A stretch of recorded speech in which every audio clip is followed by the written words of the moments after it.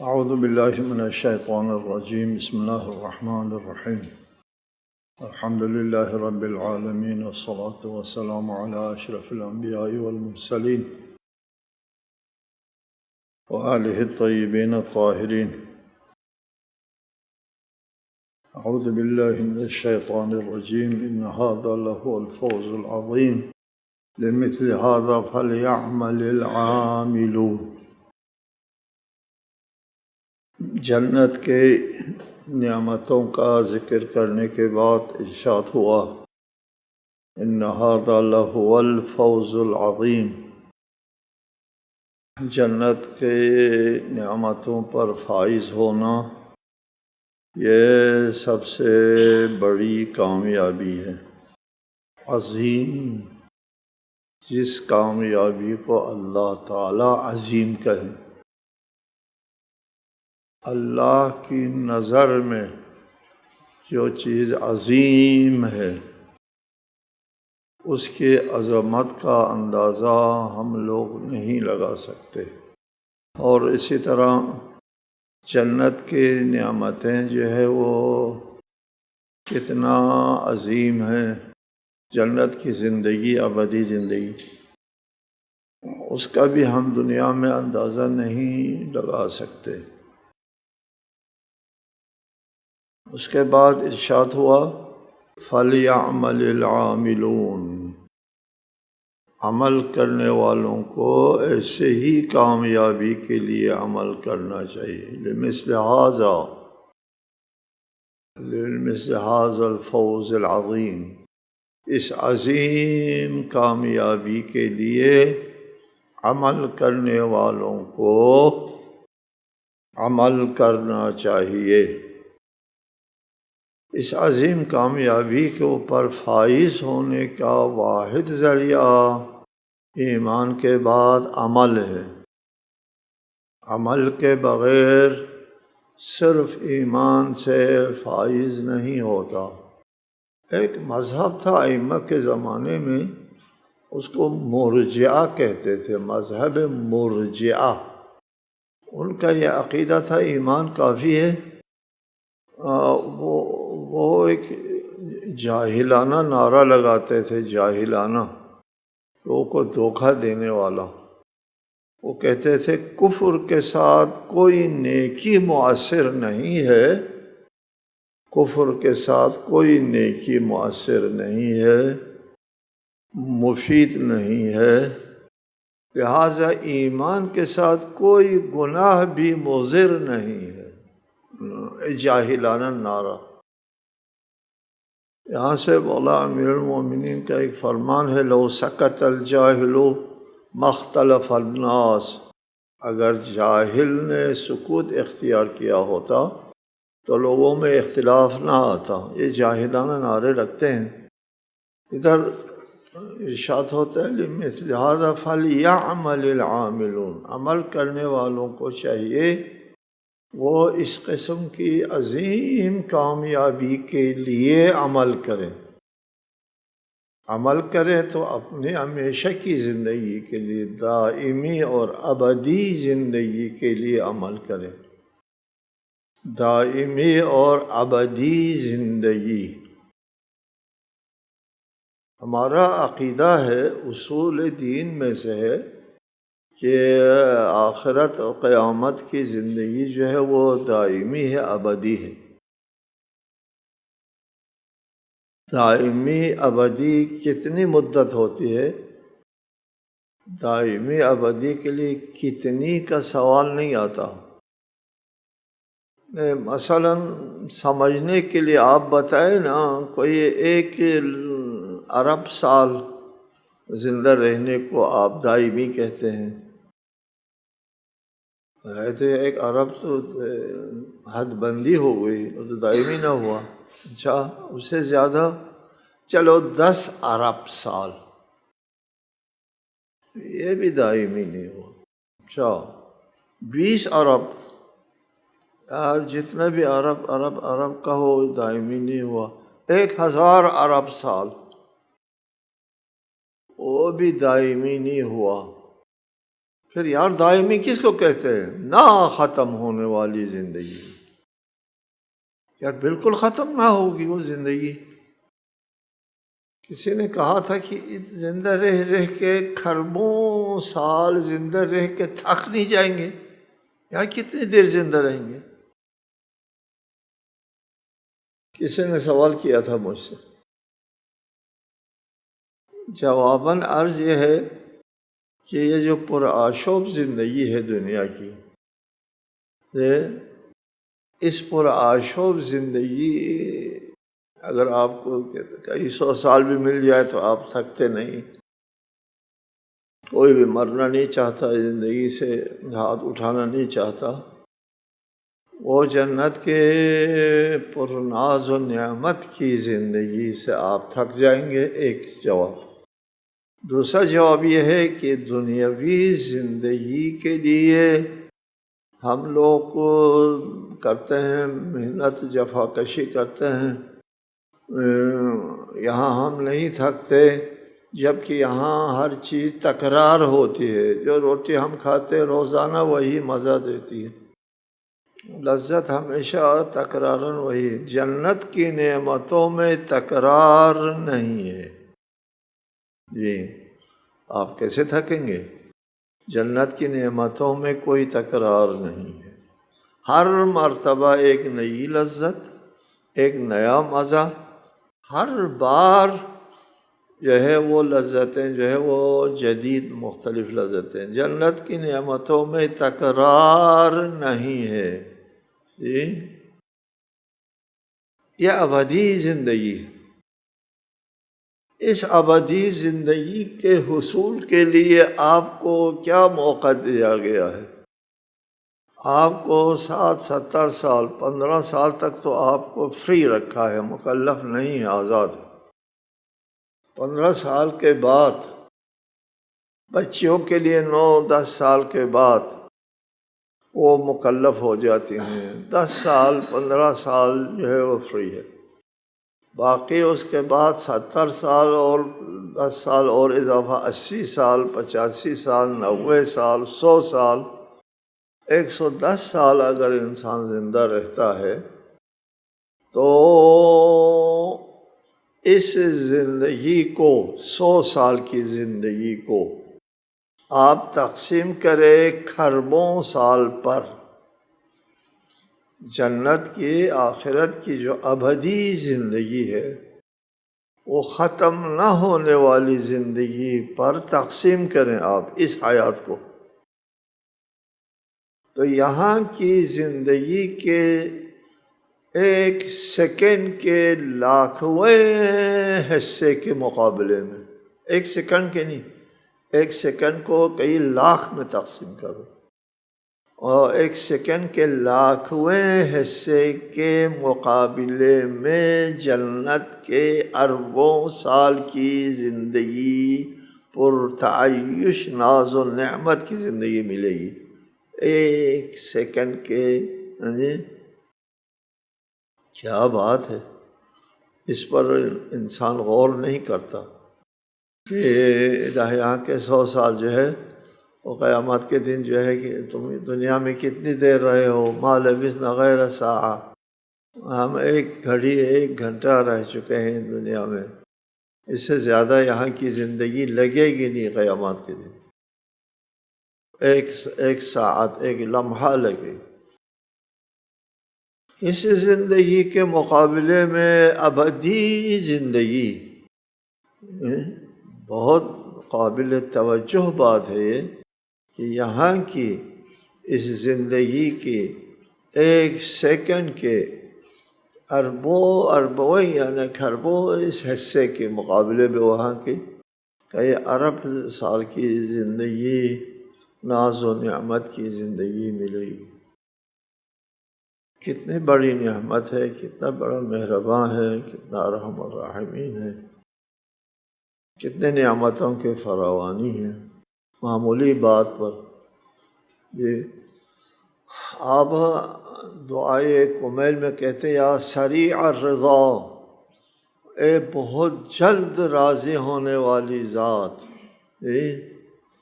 بہت جلد آپ کسی روزہ دار کو افطاری کے لیے کھجور کا ایک حصہ،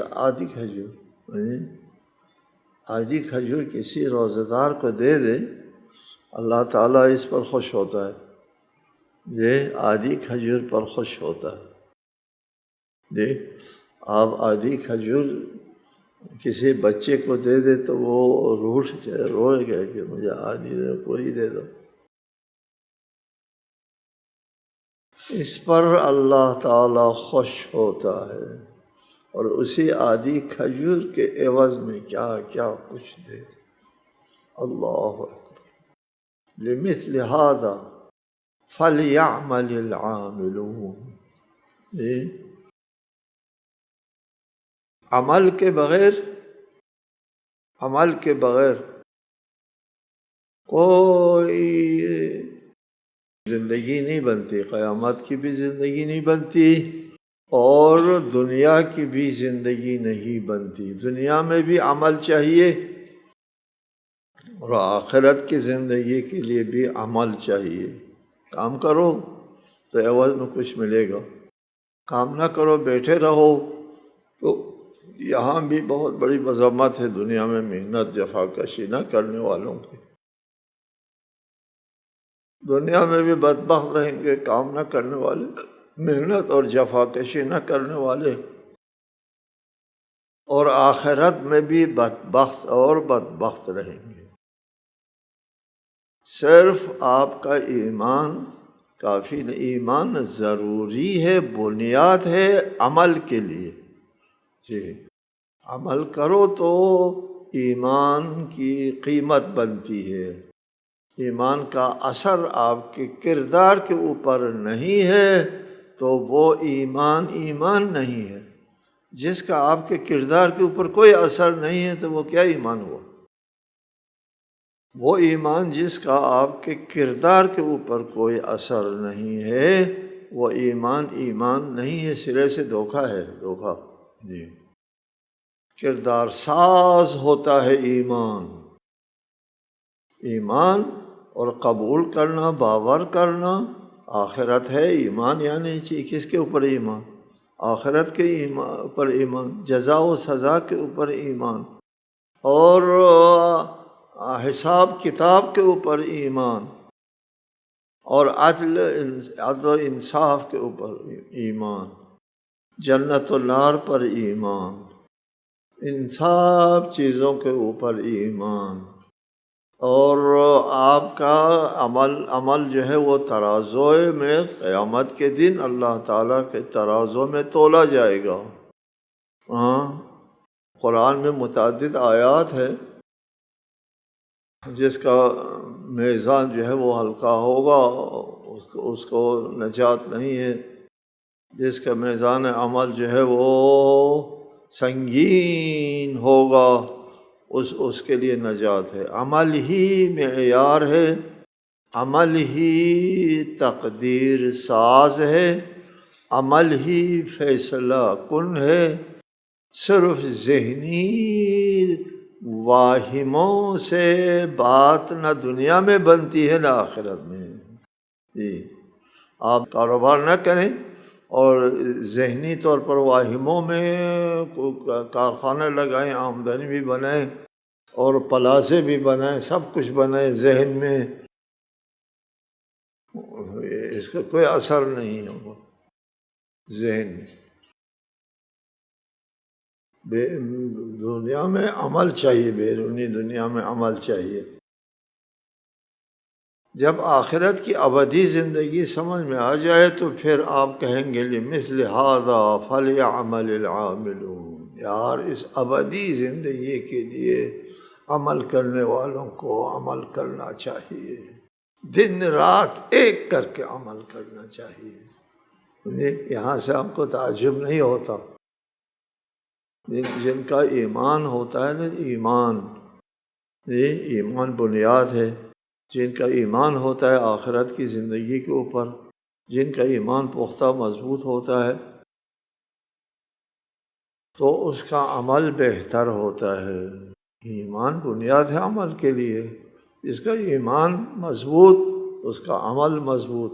جس کا ایمان کمزور اس کا عمل کمزور، جس کے پاس عمل ہی نہیں تو اس کے پاس ایمان ہی نہیں ہے۔ ائمہ علیہم السلام کیوں معصوم ہے؟ معصوم، ان کے معصوم ہونے کی وجہ کیا ہے؟ ان کا ایمان ہے۔ ائمہ کے ایمان کے بارے میں مولا نے فرمایا نا، لو کشف الغطاء لما ازددت یقینا، اگر پردہ ہٹ بھی جائے میرے یقین میں اضافہ نہ ہو۔ ایمان کے آخری مرحلے کے پر فائز ہے مولا کا ایمان۔ اس ایمان کی وجہ سے دنیا کی تمام چیزیں حقیر نظر آتی تھی مولا کو، اس آخرت کے اوپر ایمان ہونے کی وجہ سے۔ اور جتنا عمل کیا مولا نے، ایک ضربت ثقلین کی عبادت کے برابر نہیں، بہتر ہے۔ ایک ضربت جن و انس کی عبادت سے بہتر ہے۔ پھر کیا کہتے ہیں؟ آہ من قلت الذات، آہ زاد راہ تھوڑا۔ علی آپ کے پاس زاد راہ تھوڑا ہے؟ ہم سے پوچھے نا، ہم تو کہتے ہیں سینہ تان کے ہمارے پاس بہت کچھ ہے۔ ایمان نہیں ہے، سوجھ بوجھ نہیں ہے، سمجھ نہیں ہے آخرت کی کیا ہوتا ہے۔ ان کا آخرت کے اوپر ایمان کامل ہے، معصوم ہے، عصمت کے درجے کے اوپر فائز ہے۔ وہ اپنے عمل کو ہی سمجھتے ہیں۔ کیسے ہی سمجھتے ہیں؟ وہ اللہ تعالیٰ کی عظمت کے مقابلے میں اپنے عمل کو ہی سمجھتے ہیں۔ یہی بندگی ہے۔ یہ دنیا کے تمام لوگوں سے زیادہ عمل کرنے کے بعد اپنے عمل کو ناچیز سمجھنا بندگی ہے۔ اور اگر کوئی یہ کہیں کہ میری بہت خدمات ہیں، ہاں میں بہت عبادت گزار ہوں، تو یہ تکبر عبادت نہیں ہے، اس کی عبادت ختم ہو جائے، عبد کل عدم ہو جائے۔ آپ کا استاد محترم جس نے آپ کو پڑھایا، پالا، پوسا، آپ بہت بڑے درجے پر فائز ہو گئے، استاد بھوڑا ہو گیا، آپ کے پاس آ گئے، آپ بہت خوش ہوئے استاد میرے پاس آئے، آپ نے پذیرائی کی، خدمت کی، اپنے توانائی سے زیادہ استاد کی خدمت کی، اور جب جانے لگے تو استاد کہیں استاد صاحب میں نے آپ کی بہت خدمت کی ہے، ہاں تو کیا کہیں گے؟ استاد دفع ہو جاؤ، نہ کرتا ہے تو وہ خدمت ہے نا۔ پھر کیا کہنا ہوتا ہے؟ آپ توان سے زیادہ خدمت کر کے معذرت کرنا ہوتا ہے، استاد معاف کریں آپ کی خدمت نہیں ہو سکی، بہت خدمت کی ہے، لیکن اس کو ہیچ شمار کرنا، یہی آداب ہے۔ اور اللہ تعالیٰ کے سامنے، اللہ کے نعمتوں کے مقابلے میں اپنے عبادت کو بڑی چیز سمجھنا بندگی ہے، اصلاً بندگی نہیں ہے، اس کی عبادت باطل۔ عمل کر کے، عبادت کر کے اپنے عبادت کو ہی سمجھنا ہی بندگی ہے۔ یہ بندگی نہیں ہے میری بہت خدمات ہے، میں بہت یہ ہوں، میں بہت وہ ہوں، تو مسترد ہو جائے گا، ستارہ عمل حبط ہو جائے گا۔ اس تکبر والے، اس خودبین والے کا عمل حبط ہے، کچھ نہیں۔ مثل ھذا فلیعمل العاملون۔ اور عمل کرنے والے اور اس کے اوپر ایمان رکھنے والے اپنے عمل کو ہیچ سمجھتے ہیں، ناچیز سمجھتے ہیں، اور ہے بھی ناچیز یہ اللہ تعالیٰ کی نعمتوں کے مقابلے میں اور اس ابدی زندگی کے مقابلے میں۔ اذالک خیر نزلا ام شجرۃ الزقوم، کیا یہ مہمانی اچھی ہے یا زقوم کا درخت؟ زقوم ایک درخت کا نام ہے جس کا مزہ بہت نہایت تلخ ہے، اس کو کاٹتے ہیں تو وہاں سے کوئی سفید دودھ شکل کی کوئی چیز نکلتی ہے، وہ جسم کو لگتا ہے تو زہریلا ہے، وہ زہریلا بھی ہے اور تلخ بھی ہے۔ وہ شجر زقوم بہتر ہے یا جنت کی یہ نعمتیں بہتر ہے؟ موازنہ ہے یہاں پر اللہ کے مخلص بندوں اور منکرین کے درمیان میں، کہ ان کے لیے زقوم کا درخت ہوگا اور اللہ کے خالص بندوں کے لیے جنت کی مذکورہ نعمتیں ہوں گی۔ انا جعلناها فتنۃ للظالمین، ہم نے اس شجرہ زقوم کو فتنہ بنایا ہے ظالموں کے لیے۔ فتنے کے دو معنی ہیں، ایک معنی فتنے کا عذاب ہے، ایک معنی امتحان ہے۔ فتنہ امتحان کو کہتے ہیں اور ایک فتنہ عذاب کو کہتے ہیں۔ اس آیے شریفہ میں فتنہ کا معنی جو ہے وہ ہم عذاب لیں گے، وہ زیادہ مناسب ہے۔ انا جعلناها فتنۃ اے عذابا للظالمین، ظالمین کے لیے عذاب بنایا ہے۔ فتنہ عذاب کے معنوں میں استعمال ہوا ہے، علی خوف من فرعون وملئهم ان یفتنہم ان یعذبہم۔ وہ بنی اسرائیل ایمان نہیں لاتے تھے حضرت موسیٰ پر فرعون کے عذاب کی وجہ سے، یہاں عذاب کے معنوں میں فتنہ استعمال ہوا ہے۔ انہا شجرۃ تخرج فی اصل الجحیم، یہ ایسا درخت ہے جو جہنم کی تہ سے نکلتا ہے۔ جہنم آتش ہے اور آتش میں درخت نکلتا ہے۔ جی یہ سوال اٹھتا ہے آپ کی اپنی یہاں کی زندگی کے حوالے سے۔ ایک دوسرا، یہ درخت بھی تو آتشین درخت ہے۔ جی درخت کا آپ نے سمجھا ہے کہ آپ نے دنیا میں جو شجر ہے، درخت ہے، وہ پھل دینے والا، پتوں والا وغیرہ سبز والا درخت نہیں، یہ آتشین درخت شجر زقوم، یہ آتشین درخت ہے۔ جہنم کے آتشی ماحول میں ایک آتشین درخت جو ہے وہ اگنا کوئی بعید بات نہیں۔ طلعها کأنہ رؤوس الشیاطین، اس کے خوشے شیاطین کے سروں جیسے ہیں۔ شیاطین کو کس نے دیکھا ہے؟ کسی نے بھی نہیں دیکھا۔ شیاطین کے سر کیسے ہوتے ہیں؟ شیاطین کے سروں کی طرح ہیں، اور ان کے خوشے ٹہنیاں، اس درخت کے ٹہنیاں جو ہے شیطان کے سروں کی طرح خوفناک کریہ المنظر ہے۔ کس نے دیکھا ہے؟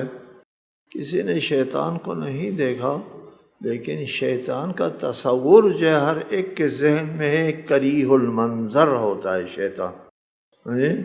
ایک آدمی اگر کوئی شرارت زیادہ کرتا ہے تو اس کو بھی شیطان کہتے ہیں، جی۔ اور کوئی کریہ شکل و صورت اگر کریہ ہے تو اس کو تشبیہ دی جاتی ہے شیطان کی طرح۔ شیطان کا تصور ذہنوں میں جو ساخت و بافت ہے شیطان کا، وہ کریہ المنظر ہے، اس وجہ سے فرمایا کأنہا رؤوس الشیاطین۔ فإنہم لآکلون منہا فمالئون منہا البطون، جہنم میں ہر قسم کا عذاب ہوگا، کسی قسم کا عذاب نہیں چھوڑا جائے گا۔ ان میں سے ایک عذاب بھوک ہے، بھوک بھی ہوگی، بھوک سے بہت نڈال ہو جائیں گے۔ تو جب بھوک لگے گی تو وہ اسی درخت سے کھائیں گے اور اس سے پیٹ بھریں گے۔ اس درخت کے وہ لگتا ہے درخت ہے اور پھل ہے، یہاں سے کوٹ کر کے پیٹ بھریں گے۔ تو یہ تو پیٹ میں ایک تلخی اور ترشی اور کڑوا اور پھر آگ، ویسے جہنم کے آگ کے درمیان ہے، اور پیٹ میں بھی آگ ڈال دیا تو پھر بدتر ہو گیا۔ جی صورتحال اور بدتر ہو گئی، یار ساری دنیا آگ ہے، ابھی پیٹ میں بھی آگ چلی گئی۔ جی فمالئون منہا البطون، اس سے وہ اپنے شکم جو ہے وہ پر کریں گے شجر زقوم کھا کر۔ جی اچھا، جہنم میں اگنے والے درخت کے پھل جہنم ہوتا ہے اور آگ ہوتی ہے، آتش، وہ کھاتے ہیں۔ ثم ان لہم علیہا لشوبا من حمیم، اور پھر جہاں بھوک لگے گی وہاں پیاس بھی لگے گی۔ بھوک کی وجہ سے شجر زقوم کھائیں گے تو پھر آتش، پیٹ شکم میں بھی آتش، جب آتشین ہو شکر تو پیاس لگے گی، پانی چاہیے، تو کھولتا ہوا پانی ان کے لیے پیش کیا جائے گا، تو کھولتا ہوا پانی پئیں گے تو اور عذاب ہو جائے گا۔ سبحان اللہ، پھر ان کے لیے ان پر کھولتا ہوا پانی ملا دیا جائے گا۔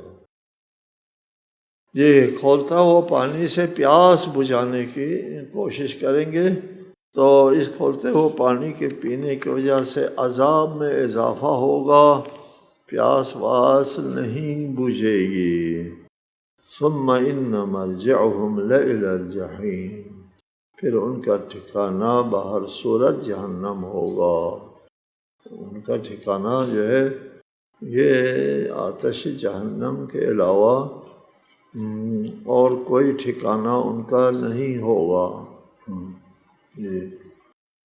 شجر زقوم کھانے، کھولتے ہوئے پانی کے بعد جو ہے ان کے لیے آرام کا موقع ملے گا۔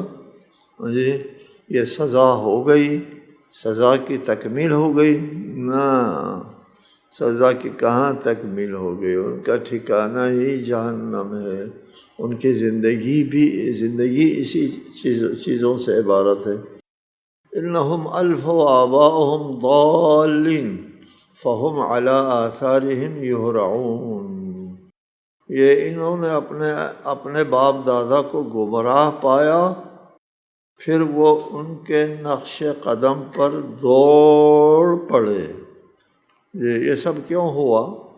اس لیے ہوا، پہلے بھی آپ کو بتایا کہ مشرکین کے پاس کوئی دلیل ولیل نہیں ہے، وہ رسالت کے اللہ تعالیٰ کی طرف سے کسی نمائندے کے قائل نہیں ہے، تو پھر انہوں نے اپنا مذہب کہاں سے لیا؟ اپنے باپ دادا سے۔ الفو پایا، الفو کا مطلب ہوتا ہے پایا، کسی چیز کو کسی چیز میں پانا، الفو آباءہم، اپنے باپ دادا کو پایا، بت پرستی کرتے ہوئے پایا، قیامت کا منکر پایا، تو انہوں نے انکار کیا، بت پرستی کی، شرک کیا۔ فہم علی آثارہم، پھر وہ ان کے نقش قدم پر یہرعون، دوڑ پڑے۔ ہرعا کہتے ہیں سختی سے ہانکنے کو، دوڑ پڑنے کو کہتے ہیں۔ وہ ان کے پیچھے آنکھیں بند کر کے، اندھی تقلید کر کے، آباء و اجداد کی تقلید کر کے ان کے پیچھے دوڑ پڑے، اور اس کا یہ نتیجہ ہوا کہ آخرت میں ان کو ختم نہ ہونے والا عذاب جو ہے وہ چکھنا پڑا۔ السلام علیکم ورحمۃ اللہ وبرکاتہ۔